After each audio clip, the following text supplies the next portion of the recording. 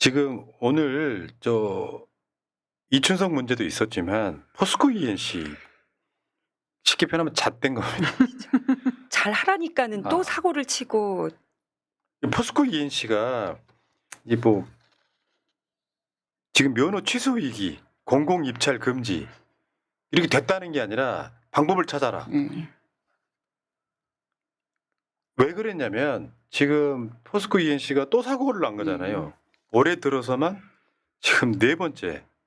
이미 올해 4명의 사망 사고가 있었었고 최근 4일 하청 소속 1명이 또 감정 사고로 현재 의식 불명이라고 합니다. 네. 그러면 이재명 대통령 입장에서는 취임하자마자 내가 노동자 챙기겠다. 네. 라고 확실하게 일단 정해 놓으셨기 때문에, 그리고 계속 경고하고 있잖아요 지금. 그런데도 불구하고 또 사고를 냈다. 그러면은 가만히 두면 안 되죠. 본보기를 좀 보여줄 필요가 있는 거죠. 그러니까 원래 항상 그런 거예요. 우리가 여당이지만 공격할 거리가 많잖아요. 좀 공격하고 있는데 이춘석 같은 방어를 해야 되는 상황은 힘 빠지게 스트레스란 말이에요. 근데 이건 뭐냐면 포스코 ENC라고 하는 회사는 일단 오너가 없는 회사거든요. 뭐 KT도 그렇고 포스코 포철도 그렇고, 그렇다 보니까 전반적으로 엄청 썩어 있어. 그 구조를 들어가 보면 정권들이 전리품처럼 KT 사장, 포항제철 포스코 사장 이렇게 막 가져와요. 꽂아주려고. 그래서 지금 어제 이 사건으로 지금 그 포스코 ENC 사장이 사퇴를 하고 막 간부들을 싹 바꾸고 이런 상황이잖아요. 근데 이게 그렇지 않아도 뭐 SPC부터 시작해가지고 지금 저번에 한솔제지 압수수색하고 막 이런 것들이 있었거든요. 근데 이 상황에서 또 사고가 났어. 그러면 이거 샘플로 보여줘야지 이제. 그럼요. 이춘석이죠. 포스코 ENC가 잘 걸렸다 이제.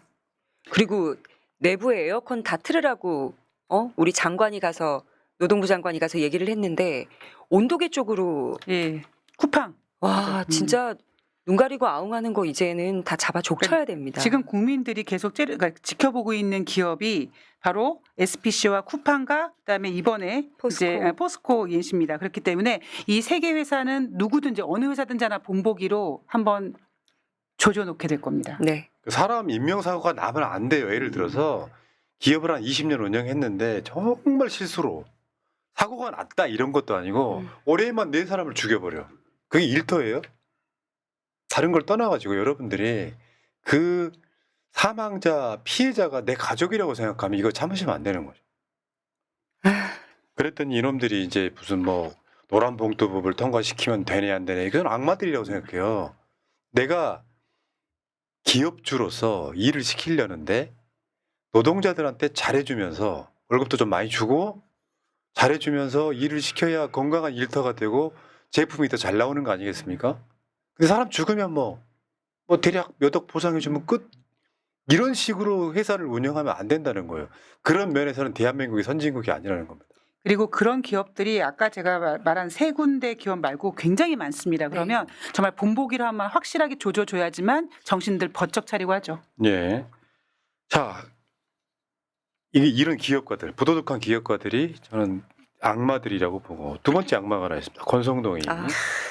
할 말이 많죠. 자, 권성동 씨. 지금 통일교와 자기는 관련이 없다면서요. 웃기고 있네.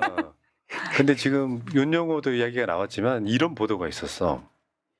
권성동이 한학자 통일교 총재, 한학자가 문선명의 부인이었던 거고, 그 통일교 총재한테 큰절하고 2차례 쇼핑백을 받았다. 세뱃돈 받았습니까?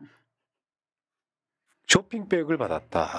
이게 바카스병이나 아니면 이제 봉투로 받은 것과 쇼핑백에 돈을 넣어줄 때는 쇼핑백을 위해서 2번 접는다 해도 수십억 단위가 5만 원권으로 들어갈 수 있는 크기이기 때문에 잦은 납세에서 광명 찾으십시오. 야, 정치인이라고 하는 새끼들이 모여가지고, 요즘에 어떤 시대인데 돈을 받아요. 얘네들 지금 이재명 경기도지사 성남시장 그 했대 그거 갖고 막 엮으려고 막 온갖 거짓말을 했지만 실제로는 다 거짓말로. 지네가 받았죠. 미친놈들이. 그러니까 이 일을 우리는 받아도 되고 이재명은 안 받은 것도 받았어야 되는 거.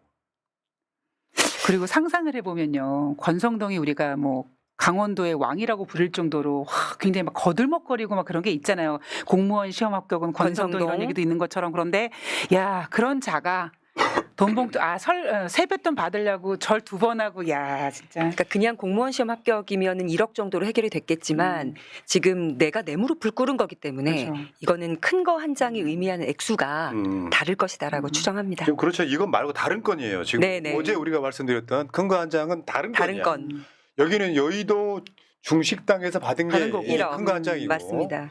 지금 또 한학자 앞에 가가지고 큰 절하고 쇼핑백 받았다는 거잖아요. 이때가 언제냐면은 2022년 2월에서 3월입니다.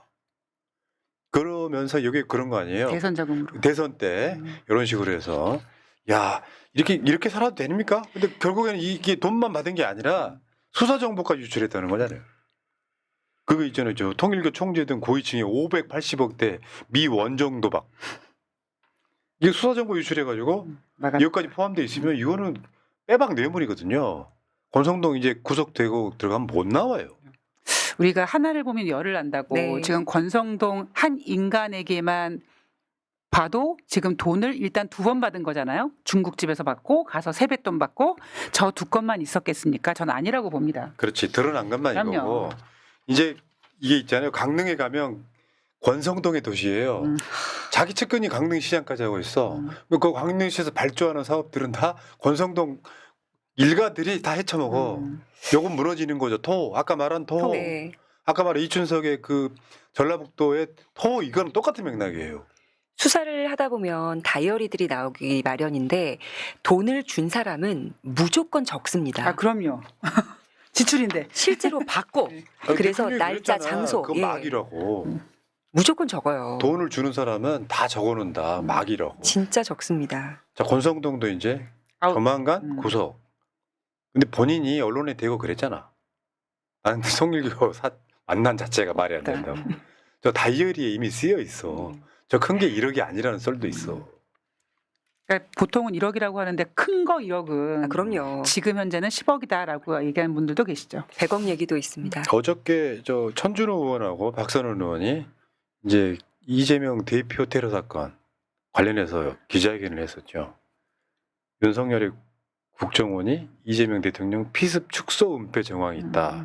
근데 어저께 이제 들고 나온 게 지금 칼이에요, 칼. 저 왼쪽에 있는 거 카타칼이고 실제로 이재명 대표를 찔렀던 개조대 그러니까 그 칼을 갈기 전에 네. 개조 전 원래 칼. 모델 개조 전의 모델인데 실제로 국정원에서는 카타칼에 찔린 정도다라고 이야기했다는 거예요. 자상이라 그랬죠. 맨 처음에 사고 났을 때. 맞아요. 살짝 벤 정도. 근데 지금 실제로 이게 국정원에서 이걸 왜냐면 이게 테러 사건은 국정원이 수사를 할 수 있는 거잖아요. 박선원 의원이 국정원 출신이잖아요. 네. 그러니까 테러 사건이 났다 하면 국정원이 자동으로 개입하게 돼 있는데 저 검사 출신 김상민이가 이거를 축소해 가지고 커터칼 정도로 축소하려고 했다는 게 지금 드러난 거잖아요. 이거요 있잖아요. 지금 재수사 해야 돼요, 이 사건은. 그러니까 제가 그때 김건희가 한참 내란 때 오비 얘기 나왔을 때 맞습니다. 오비랑 연락한다 그랬을 때 저는 그 김대성인가요? 이재명 대표 피습한 범인이 하여튼 그 김진성 김진성 예. 씨. 그 김진성이 그 이재명 대표를 테러하기 전에 뭐 연습을 했다든가 이런 걸 보면서 혹시 오비가 아닌가라는 생각을 하면서 혹시 김건희가 시킨 게 아닌가라는 의혹이 있었었거든요. 네. 그런데 어쨌든 김상민 그랬잖아요. 조국 수사 잘해서 공천해주고 싶었다고. 그런 면을 보면 김건희가 이재명 대통령을 해치려고 생각했던 게 아닌가라고 의혹을 할 수가 있을 것 같아요. 저도 그 얘기 하려고 그랬는데요. 예를 들어 한번 보세요. 김건희가 김상민을 공천되게 해달라고 요거는 이제 김영선이 끝나고 그다음 국회의원에 이야기를 해요. 그러면 김상민이가 뭔데? 저 위에 조국 수사 때 고생했다는 말은 페이크야. 맞습니다. 내가 김상민한테 뭔가 갚을 게 있는 거예요. 큰 거. 그건 뭐냐? 그게 뭐냐? 숨어 있는 메시지를 해석해야 돼요. 이거 그러니까 김건희 특검이 연장돼야 되는 이유 중에 하나가 이 사건이 들어가 있는 거예요. 민주당이 지금 그거 한다는 거잖아요. 이거 굉장히 중요한 사건 중에 하나예요. 예를 들어서 여러분 있잖아요. 이 대표 테러 사건 때 그 이야기 되게 많이 했는데 우리는 딱 원오브 댐 딱 한 명 이재명 대표만이 대통령을 할 수 있다고 진영이 완전히 이제 확정 굳어졌어요. 지어진 상황에서 만약에 대표가 테러당해서 말도 안 되는 상황이 오면 진영이 우왕좌왕할 거 아닙니까? 이재명만 제거하면 끝나는 거죠. 그렇죠. 여러분 있잖아요. 그 수사 관련된 프로그램들을 보면 그런 얘기가 나옵니다.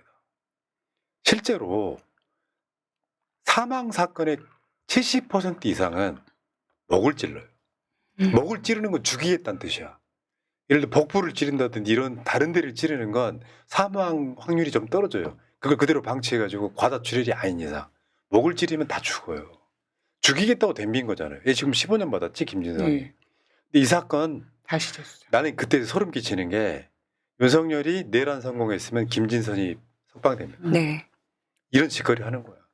저는 김진성 관련해서 어디 부대에서 어떻게 훈련을 받았고 누구와 접점이 있는 자인지를 지금 특검이든 아니면은 검찰이든 경찰이든 그 검찰은 군검찰을 말씀드리는 건데 지금 알아보고 있을 것 같습니다. 예. 그래서 그 접점이 아까 우리 앵커님 말씀하신 것처럼 오비하고 만난다면 이거는 예고살인이거든요. 청부살인일 수도 있고요. 그때 그 당시 이재명 대표님이 이제 그 당시 대표님이 피습 당했을 때 피를 막 금방 막 물청소했었죠. 물청소한다든가 아니면 김진성이 그때 7장인가 무슨 진술서 같은 거 네. 선대 공개되지 않았잖아요. 경찰부터 시작해서 저는 굉장히 의심스러웠거든요. 네. 그래서 다시 한번 재수사를 제대로 해야 된다고 그러니까 생각합니다. 여러분 저 김건희가 어리숙한 명태균한테 김상민이를 꼭 공천해야 되는데 김영선은 딴 데로 보내고 해야 되는데 공천 받을 수 있게 도와달라고 한 것에는 사실은 김상민이는 조국 수사 때 한 게 없어요. 맞습니다. 그런데 왜 저렇게 얘기했겠냐고. 내가 뭔가 갚아야 될 게 있는 거야. 이 김상민 얘가 검사 그만두기도 전에 그 창원 쪽에다가 막 문자 메시지 돌려가지고 콘서트 한다고 막 진짜. 근데 난리였어요. 막 그 무리를 일으키고 막 이지랄 했었잖아요. 그러니까 얘는 믿는 구석이 있었던 거고요. 검찰에서도 얘가 그만두고 나가기 전까지 제대로 조치도 하지 않았거든요. 근데 김상민이 물론 김상민도 이재명 대표 테러 사건의 조력자 중에 하나였던 거로 보이는데 그 꼬리가 잡혔다고 저는 보고요. 악마들입니다, 악마들. 저 검사가 아마 통일교 원정 도박 사건에서 큰 힘을 쏟아준 검사라고 맞아요. 알고 그런 사건도 있는데 있었어. 여러 가지로 수발을 많이 들었네요. 그리고 한 가지 알 수 있는 사실은 김건희가 김상민 그 공천을 위해서 명태균에게 아까 보셨던 그 톡 내용을 보면 김건희가 명태균을 믿진 않았네요, 확실히. 자기 사람이 아니라고 생각했네요. 예. 페이크를 쓸 정도면. 자, 그리고 또 악마들 하나 더 할게요. 정광훈이. 아, 정광훈이도 제가 봤을 땐 구속됩니다. 네. 왜 구속될 수밖에 없냐면은 인정할 건 인정하고 들어가야 돼. 김건희가 오늘 쓰고 있는 스킬이 그거야. 인정할 건 인정하는 거예요. 근데 다 인정하면 결국 중형이기 때문에 어떤 건 인정하고 어떤 건 인정하지 않을 가능성이 높아요. 그거 예고편이 아무것도 아닌 저라는 표현이라고 보는데 정광훈이 저거 사진 합성 아닙니다. 이 사진은 굉장히 유명한 사진이에요. 아, 악마. 뒤에 있는 구조물이 정광훈 머리에 그 악마처럼 보이죠. 뿔이 났네요. 네. 근데 어제 경찰이 그 사랑제일교회를 압수수색하기 전에 통신 내역을 다 수사했다. 그러니까 그 서부지법 안동 사건이 있을 때쯤에 그때 서부지법에 들어갔던 애들이랑 통화한 게 다 나왔다. 네.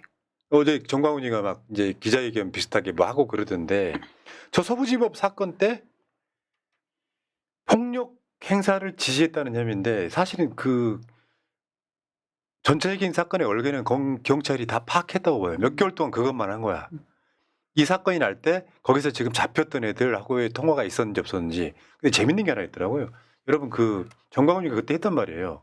국민저항권이 최고의 권위니까 대통령을 서울구치소에서 모시고 나와야 하는 것입니다 했잖아요. 네. 근데 경찰이 보고 있는 것 사실 이 정광훈 사건이 있었을 때 제가 경찰 관계자한테 지금 물어보기도 했던 건데 그때 정광훈이 친다고 했었는데 정광훈 그때 외국 나갔다 왔었잖아요. 네, 공항에서- 트럼프 취임식 갔다 공항에서 온다고. 체포를 못했어. 음. 근데 지금 경찰이 보고 있는 건 국민저항권이란 말이 시그널이라는 거예요. 그러니까 얘는 지금 공개적으로 오픈된 무슨 집회 같은 데 발언을 할 때 국민저항권 이야기하면 쳐라 이걸로 지금 해석을 하고 있다는 거예요. 본인이 직접 그다음 한번 봐봐요. 더 직접적인 증거는 이거예요. 서부지방법원 주소를 한번 띄워주세요. 그 주소.